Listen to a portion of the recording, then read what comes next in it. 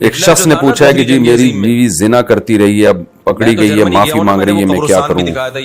احمد صاحب انڈیا سے، میں کالج میں پڑھتا ہوں، وہاں کی سب ٹیچرز غیر مسلم ہیں جو پردے وغیرہ کا بالکل، اچھا وہاں کے سب ٹیچرز غیر مسلم ہیں جو پردے وغیرہ کا بالکل خیال نہیں کرتے، اور یہ کہتے ہیں کہ پڑھاتے وقت صرف ان کی طرف ہی دیکھنا۔ ہم اس عمل میں ہٹلر کی بالکل بھی حوصلہ اچھا وہاں کی ٹیچرز غیر مسلم ہے، فیمیل ٹیچر ہے جو غیر مسلم ہے، اور وہ کہتی ہے کہ پڑھاتے وقت ان کی طرف دیکھنا ہے، تو اس کی وجہ سے مجھ کو بدنظری کا گناہ ملے گا یا نہیں ملے گا؟ آپ ٹیچر کی طرف دیکھ سکتے ہیں اگر وہ فیمیل ٹیچر ہے، اور خاص طور پر وہاں کا اصرار ہے کہ بھئی آپ نے فیمیل ٹیچر کی طرف دیکھنا ہے، کیونکہ بعض جگہوں پر اس کی بڑی ویلیو ہوتی ہے کہ آئی کانٹیکٹ کی، اس میں لیکن اپنے دل کے جذبات پہ آپ نے قابو رکھنا ہے، اس کو آپ بہن سمجھ کے یا ماں سمجھ کے دیکھیں، احترام کے جذبے سے دیکھیں۔ اس کے باوجود بھی اگر آپ کے دل میں برے خیالات آتے ہیں اور آپ کے اندر جذبات پیدا ہوتے ہیں تو پھر آپ نہیں دیکھیں ان کو، پھر کسی کی مخلوق کی نافرمانی میں، خالق کی نافرمانی میں اللہ کی مخلوق کی اطاعت جائز نہیں ہے۔ لیکن بعض دفعہ یہ ہوتا ہے کہ دیکھنے میں کوئی فتنے کا اندیشہ نہیں ہوتا اور دیکھنے کی ضرورت بھی ہوتی ہے، تو یہ اسی میں ہے کہ اگر دیکھنے میں فتنے کا اندیشہ بھی نہیں ہے اور ضرورت بھی ہے، ضرورت یہ ہے کہ کلاس میں بار بار آپ کو کہا جا رہا ہے، کروڑ بھی میرا خیال نہیں ہوگا، ایک جو ہے نا، کیونکہ آپ کو ظاہر ہے کلاس سے نکال دیں گے یا مسلسل ذہنی ٹارچر کریں گے، یہ بھی ایک نوعیت کی ضرورت ہے۔ تو ایسی صورت میں آپ دیکھ سکتے ہیں، گنجائش ہے دیکھنے کی، لیکن دل میں اگر ذرا بھی برے خیالات آ رہے ہیں اپنے جذبات پہ قابو رکھیں۔ پھر بھی اگر برے خیالات آ رہے ہیں تو اسلام پھر آپ کے لیے، اللہ نے آپ کی بیوی کو پیدا کیا ہے، کسی اور عورت سے تلذذ کسی بھی قسم کا حاصل کرنا یہ اسلام میں حرام ہے، پھر اس حرام کام کی آپ کو اجازت نہیں ہوگی اپنے ٹیچر کے آرڈر پہ۔ غیر مسلموں کا تو فیملی سسٹم تباہ و برباد ہو گیا، ان کا تو سارا سیٹ اپ بھی برباد ہو گیا، اب یہ چاہتے ہیں کہ مسلمانوں کا بھی برباد ہو جائے۔ تو اسلام ایک پاکیزگی کا آپ کو سبق دیتا ہے، پاکیزگی کا ماحول بناتا ہے، مرد اور عورت جہاں ہوں گے ڈیزائرز ہوں گے۔ ان لوگوں نے خام خام ایک چیز فرض کر لی ہے کہ جی وہ تو ٹیچر ہے تو فلاں ہے، تو بھائی عورت تو ہے نا، یہ مرد ہے تو وہ عورت ہے، تو مرد اور عورت کی تو ایک دوسرے کی طرف اٹریکشن ہوتی ہے، اصول تو یہی ہے۔ باقی یہ کہ بعض دفعہ نہیں بھی ہو رہی ہوتی ہے، اس میں کوئی کشش ہی نہیں ہے، یا مرد جو ہے وہ اپنے جذبات پہ قابو پا سکتا ہے، اس میں اتنا کانفیڈنس ہوتا ہے، وہ ایک الگ بات ہے۔ تو لیکن اگر آپ کو ذرا سا بھی فتنے کا اندیشہ ہو رہا ہے دیکھنے میں، پھر آپ کے لیے جائز نہیں ہے۔ باقی مسئلہ کیا ہے وہ میں نے آپ کو تفصیل سے بتا دیا۔ تحسین گلزار، اچھا یہ غیر مسلموں کو فتنے کا اندیشہ بھی نہیں ہو رہا ہوتا بہت دفعہ، کیونکہ انہوں نے اتنی عورت لڑکیاں دیکھی ہوتی ہیں، بہت ان کی گرل فرینڈز رہی ہوتی ہیں، زنا کر رہے ہوتے ہیں بہت سارے، سب کی بات نہیں کر رہا میں، تو ان کو نہیں ہوتا۔ مسلمان کے تو جذبات اپنی بیوی کے لیے ہوتے ہیں، وہ اپنی بیوی کے یا اپنے محرم رشتوں کے علاوہ کسی کو دیکھتا نہیں، تو اس میں فتنہ، اس کو فتنے کا اندیشہ بھی زیادہ ہوتا ہے، کیونکہ اس کے جذبات جمع ہو رہے ہوتے ہیں، اس کی ڈیزائرز ہوتی ہیں۔ تو یہ لوگ جیسے ہے نا، ایک صاحب آئے مغربی کسی کنٹری سے، مجھے کہنے لگے کہ انگریز جو ہے وہ عورتیں گزر رہی ہیں اس کو دیکھتا ہی نہیں ہے، اور ہمارے مسلمان یا پاکستانی یا انڈین جب جاتے ہیں تو ایسے تاڑ تاڑ کے دیکھ رہے ہوتے ہیں۔ تو میں نے کہا ظاہر ہے وہ انگریز نائٹ کلبوں میں اس سے بڑے کام کر رہا ہوتا ہے نا، یا گرل فرینڈ کے ساتھ بہت کچھ کر رہا ہوتا ہے، تو اس کو کیا ضرورت ہے یہ چھچوری حرکتیں کرنے کی کہ وہ دیکھے۔ تو جب آپ بڑے جرم کی طرف جاتے ہیں، جب آپ کو شراب اور ہیروئن کی عادت پڑ جائے، تو چرس تو آپ کے لیے ایک مذاق ہے نا، چرس تو بیچارہ وہ پیے گا جس کو ہیروئن شراب نہیں، وہ پھر چرس سے یا اس کی خوشبو سن کے دل بہلا رہا ہوگا یا سگریٹ سے دل بہلا رہا ہوگا۔ تو اس لیے غیر مسلموں پہ اپنے آپ کو ہرگز قیاس نہ کریں۔ غیر مسلم لوگ، ان کے ہاں چونکہ زنا حرام ہی نہیں رہا ہے، منع ہی نہیں رہا ہے، تو وہ بہت کچھ کر رہے ہوتے ہیں۔ تو ہم تو مسلمان ہیں بھائی، ہم نے تو اپنی نگاہوں کی حفاظت کرنی ہے، ہماری محبت صرف بیوی کے لیے ہوگی، سارے جذبات بیوی کے لیے ہوں گے جو رخصت ہو کے آپ کے گھر میں آئی ہے، سارے جذبات اس کے لیے ہوں گے۔ اسلام کا یہی حکم ہے تاکہ گھر میں میاں بیوی کا ماحول اچھا ہو، فیملی سسٹم مضبوط ہو۔ عورت اور مرد کی محبت، جو میاں بیوی کی محبت ہے، یہ آگے پورے خاندان کو بچانے کے لیے پہلی سیڑھی ہے۔ ایک مضبوط خاندان کی تشکیل کے لیے سب سے پہلی سیڑھی ہے میاں بیوی کی آپس کی محبت، اور یہ محبت میں جو سب سے بڑی درار بنتی ہے جو چیز وہی ہے کہ مرد دوسری عورتوں کو جھانکتا ہے اور دوسری عورتوں کو دیکھتا ہے اور اپنے جذبات وہاں سے پوری کرنے کی کوشش کرتا ہے، یا اب ظاہر جس عورت سے کرے گا تو وہ عورت کا بھی تو گھر خراب ہوگا نا، اگر وہ میرڈ ہے۔ ان میرڈ ہے تو شادی کے بعد پھر وہ وفا نہیں کرے گی، اس کے بیسیوں قسم کے تعلقات پہلے رہے ہوں گے، تو سارا نظام آہستہ آہستہ تباہی بربادی کی طرف جا رہا ہے. تو بس ایک چیز ان کو چاہیے سائنسی ترقی اور نالج. چاہے انسان گدھے گھوڑے بن جائیں, انسان نہ رہیں, وہ بس ترقی یافتہ ہونے چاہیے. تو اسلام تو آپ کو ترقی کے ساتھ بھائی آپ کے خاندانی نظام کو بچانے کا بھی حکم دیتا ہے. ایک شخص نے پوچھا ہے کہ جی میری بیوی زنا کرتی رہی ہے, اب پکڑی گئی ہے, معافی مانگ رہی ہے, میں کیا کروں؟ ہم یہیں بیٹھ کے دیکھیں شرم معاف کرنا جائز ہے, باقی معافی کا مطلب یہ ہے کہ اس کو رکھیں یا طلاق دیں تو یہ بہت مشکل ہے میرے لیے آپ کے بارے میں فیصلہ کرنا. یہ تو جب تک کسی کے پورے حالات, عورت کے بھی مرد کے پورے حالات سامنے نہ, انسان کسی کو مشورہ نہیں دے سکتا. تو آپ نے اس کو رکھنا ہے یا طلاق دینا ہے یہ تو آپ جانیں, آپ کے گھر والے جانیں, آپ خود فیصلہ کریں گے. باقی شریعت میں معاف کرنا ایسے موقع پہ جائز ہے, گناہ نہیں. یعنی اگر آپ اس کو طلاق نہیں دیتے تو گناہ گار نہیں ہوں گے, لیکن دینی چاہیے کہ نہیں دینی چاہیے. اصول تو یہی ہے کہ جو زانی عورت ہو تو شریعت میں بہتر یہی ہے کہ اس کو طلاق دے دی جائے, نہ رکھا جائے, کیونکہ آگے نسب میں بڑا خلل واقع ہوتا ہے. تو اب وہ توبہ کر رہی ہے, دل سے کر رہی ہے, اوپر سے کر رہی ہے, یا آپ جانیں وہ جانیں, اس لیے میں اس بارے میں مشورہ کچھ نہیں دے سکتا. اور مسلمان دنیا سے محبت. اچھا بھائی, تحسین گلزار کشمیر انڈیا سے, اگر کوئی رشتہ دار اپنے گھر آنے سے منع کرے کہ ہمارے گھر نہ آیا کرو تو کیا کریں؟ رشتہ داری جوڑنے کے لیے اس کے گھر جائیں یا اپنے آپ کو ذلت سے بچانے کے لیے اس کے گھر نہ جائیں؟ جب وہ کہہ رہے نہیں جائیں تو پھر آپ رشتہ داری تھوڑی جڑے گی. جب زبردستی اس کے گھر چلے جائیں گے, وہ بولے گا میں منع کر رہا ہوں نہیں آؤ اور تم گھسے جا رہے ہو. اس کا طریقہ یہ ہے کہ باہر سلام دعا رکھیں, ٹھیک ہے آپ نے منع کر دیا, ہم نہیں آتے, لیکن آپ سے ہماری سلام دعا رہے گی. کہیں گزر رہے ہوں, السلام علیکم, کیا حال ہے بھائی, خیریت سے آپ, انکل طبیعت ٹھیک ہے آپ کی؟ تو اس طرح کوئی خدمت ہو تو مجھے بتائیے گا. کبھی اس کو ہدیہ بھجوا دیا, پیسے بھجوا دیے, اس طرح سے رشتہ داری جوڑیں. امید ہے تھوڑے دنوں میں آپ کو کہے گا آ جاؤ. غیر عالم کے لیے نہیں رکھا ہوا. انڈیا سے ایک سوال ہے جی, کیا شادی کا 1 سال گزرنے پر بطور مبارکباد کے ہیپی اینیورسری کہہ سکتے ہیں؟ کہہ رہے ہیں لوگ, آپ بھی کہہ دیں تو کیا جا رہا ہے, باقی ایک فضول سا کام ہے. اس کو تو کم معمولات بتائے, تکلفات ہیں سارے غیر مسلموں سے آئے ہوئے ہیں, نہ میاں بیوی میں محبت ہے, نہ شوہر بیوی کے حقوق ادا کر رہے ہیں, نہ عورت شوہر کے حقوق ادا کر رہی ہے. بس وہ کچھ چند ڈائلاگ یاد کیے ہوئے جو دیکھتے رہتے ہیں, ادھر سے سنتے رہتے ہیں فلموں ڈراموں میں.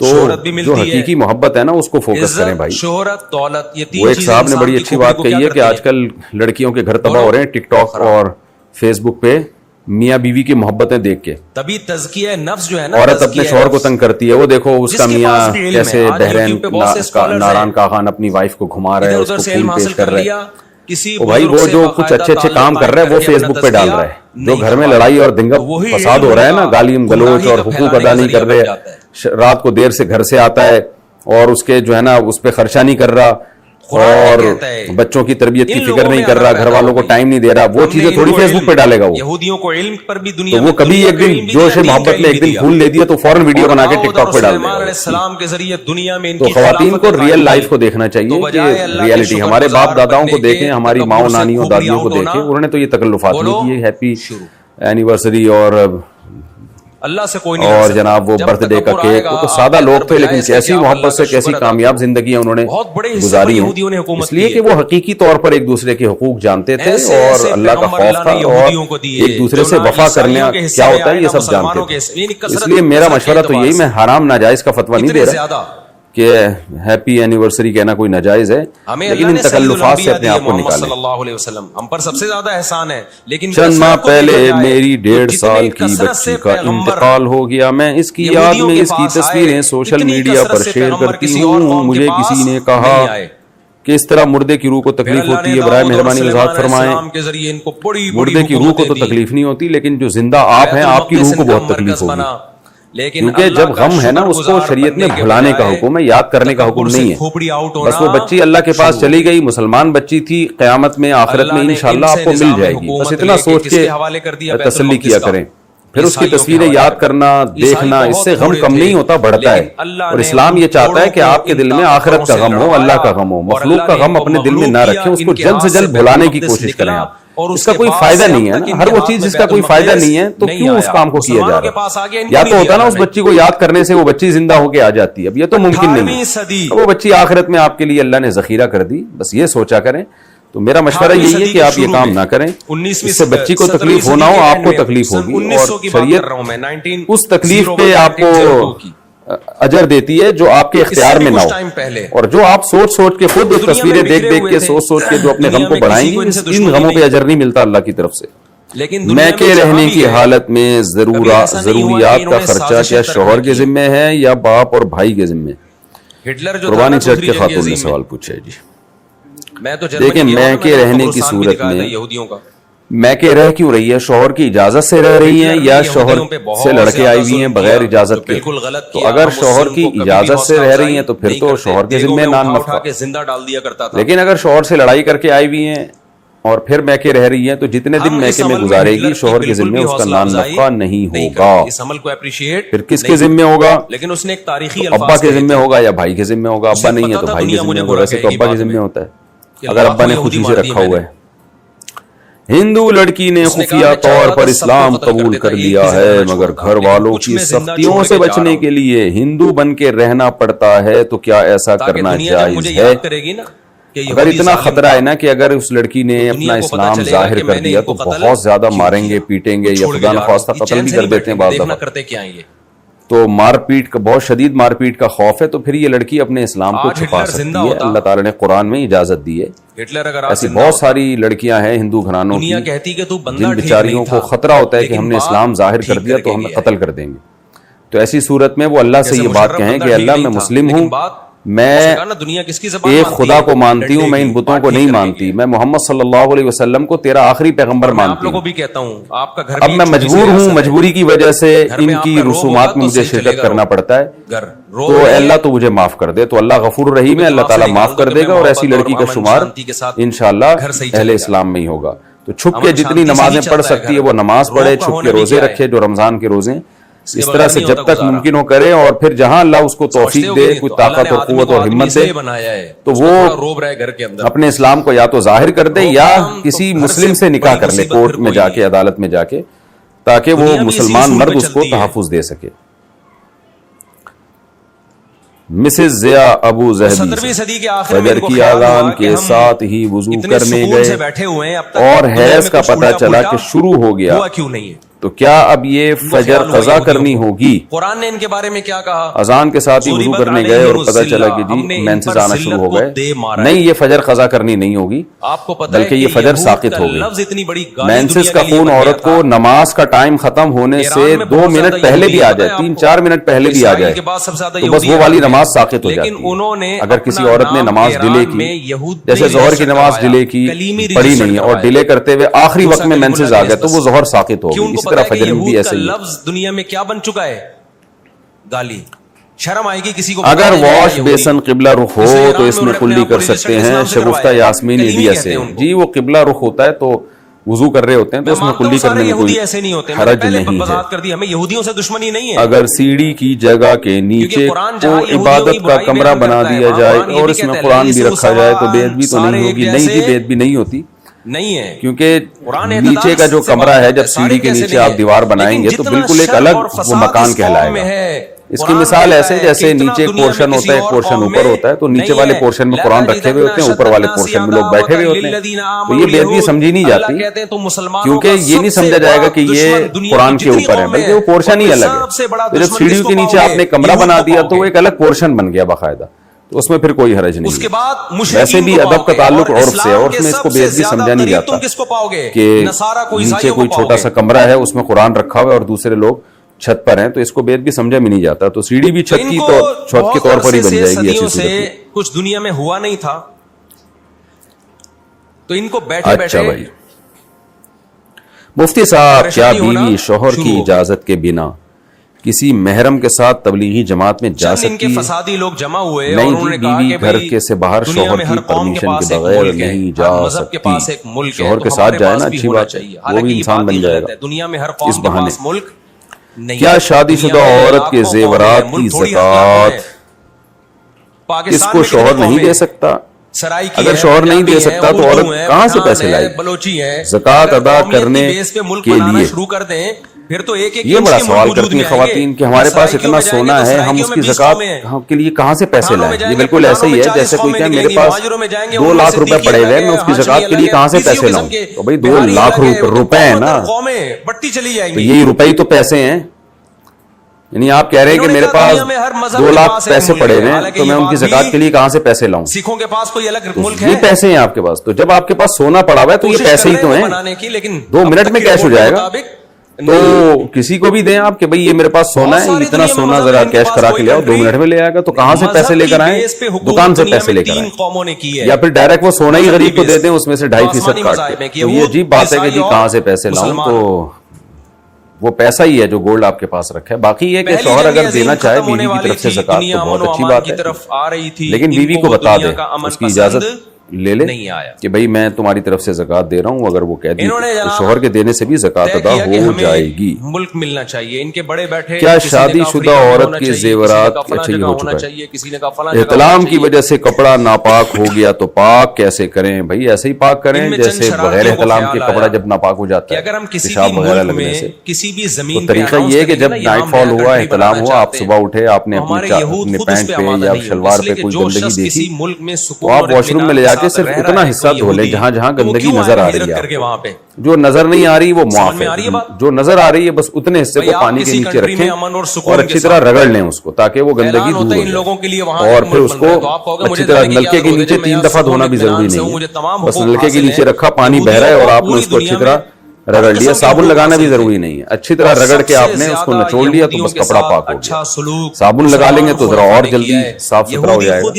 پھر وہم نہ کریں کہ پتہ نہیں شاید یہاں بھی لگ گئی ہو، شاید یہاں بھی لگ گئی ہو، تو وہمیوں کا کوئی علاج نہیں ہے۔ شریعت نے طہارت کے احکام میں ہمیں آسانی دی ہے کہ جہاں آپ کو نظر آ رہا ہے بس وہ جگہ دھو لیں، باقی کی آپ فکر نہ کریں، وہ معاف ہے۔ یہودیوں سے جھڑپیں نہیں ہوئی ہیں، تو ان کو خیال ہوا باہر ملک والے پاکستان میں کیسے قربانی کریں؟ مختلف میرا مسئلہ یہ ہے کہ میں صاحب نصاب ہوں اور مجھ پر قربانی واجب ہے، یہاں امریکہ میں قربانی کرنا مشکل ہے تو ہم پاکستان میں قربانی کریں گے۔ یہ ہمارے ہاں یہاں قربانی تقریباً $150 میں ہوتی ہے، لیکن پاکستان میں یہ قربانی $100 میں ہو جاتی ہے۔ وہ پاکستان کی صحیح گائیڈ کرتے ہیں، اب ان $50 کا کیا کیا جائے گا؟ ان کی بھی قربانی ہی کی جائے گی یا غربا میں تقسیم کر دی جائے؟ جویریہ صاحبہ امریکہ سے لیکن جانور ذبح کرنا مقصد ہے، چاہے وہ $50 کا ہو چاہے وہ فری میں مل گیا ہو آپ کو۔ اسلام میں آپ کو تو پاکستان میں اگر وہ امریکہ کا $150 والا جانور پاکستان میں $100 میں مل رہا ہے تو بس آپ پاکستان میں جانور ذبح کروا دیا تو قربانی ہو گئی، الگ سے آپ کے اوپر $50 صدقہ کرنا لازم نہیں ہوگا، بلکہ فری میں اگر کسی پاکستانی نے آپ کے نام پہ جانور ذبح کر دیا آپ کی نیت سے تو بھی ٹھیک ہے، تو بھی آپ پر آپ کی قربانی جیسے بعض ریلیٹیو کر رہے ہوتے ہیں۔ لیکن ویسے میں ایک مسئلہ بتا دوں کہ امریکہ اور UK اور ان ملکوں میں جو لوگ رہتے ہیں ان کو چاہیے ایک کم از کم قربانی اپنے مقام پہ کریں۔ قربانی کا مقصد غریبوں کو گوشت کھلانا دوسرے درجے میں، اصل تو یہ کہ آپ کھائیں گوشت، اللہ کی طرف سے آپ کی ضیافت ہے، آپ اس ضیافت کو قبول کریں۔ اس لیے بہت سے علماء کا یہ فتویٰ ہے کہ دوسرے ملکوں میں قربانی کرنے کے بجائے ایک حصہ کم از کم، زیادہ کر رہے ہیں تو پھر وہ ٹھیک ہے غریب ملکوں میں بانٹ دیں، لیکن ایک حصہ آپ کے گھر پہ ہونا چاہیے تاکہ آپ کے گھر میں گوشت آئے اور آپ کو جو ہے قربانی کا ایک بقرعید کا احساس تو ہو نا۔ بچوں کو بھی گوشت کھلائیں، بچے پوچھیں گے آج کیوں تازہ گوشت کھلایا جا رہا ہے، بتائیں بیٹا ہم نے اللہ کے نام پہ جانور کاٹا ہے، یہ اللہ کی طرف سے ہماری ضیافت ہے۔ بقرعید کے 4 دنوں میں اللہ نے روزے کو حرام کر دیا، اسی وجہ سے تو حرام کیا تاکہ اللہ نے جو دعوت کی اس سے اعراض لازم نہ آئے۔ تو اب کیا کر رہے ہوتے ہیں یورپ امریکہ میں لوگ، ان کو پتہ ہی نہیں چلتا بقرعید کب آئی کب گئی، بس وہ حکم دے دیتے ہیں کہ فلانی جگہ ہماری طرف سے ایک جانور کاٹ دینا۔ تو یہ میرا خیال ہے بالکل ٹھیک نہیں ہے۔ قرآن و سنت سے ہمیں پتہ چلتا ہے، صحابہ تابعین سے اور امت کے فقہاء سے پتہ چلتا ہے کہ بقرعید ایک تہوار ہے ہمارا، تو اس کو منانا بھی ہے اور وہ اسی طرح سے منایا جائے گا کہ عید کی نماز بھی پڑھیں اور قربانی کا گوشت کھائیں بھی اور کھلائیں بھی۔ تو مالدار لوگوں میں ایک تکبر ہوتا ہے کہ جی ہم تو پورے سال گوشت کھاتے ہیں، ہمیں کوئی ضرورت نہیں ہے۔ آپ کھاتے ہوں گے پورے سال گوشت, یہ اللہ کی طرف سے ضیافت ہے, یہ تہوار ہے, اس کو سیلیبریٹ کریں آپ, تو اس لیے کھایا کریں گھر میں. جو باہر ملک نہیں بنائے گا, امریکہ اور یو کے وغیرہ میں جو لوگ رہتے ہیں, اتنا زیادہ قربانی سے کو اگنور کر دینا کہ بس فون کیا بھائی میری طرف سے وہاں کاٹ دینا, غریبوں میں بانٹ دینا, کھا لینا. نہ شروع کر دیا. آپ کہیں کہ بھائی ہم اپنے ہاتھوں سے یہاں قربانی کریں گے اور قربانی کا گوشت ہمارے گھر میں آئے گا, ہم اسے کھائیں گے, اور اس طرح سے ہم بقرعید کو منائیں گے. اللہ تعالیٰ نے ہمیں حکم دیا اس طرح سے بقرعید کو منانے کا.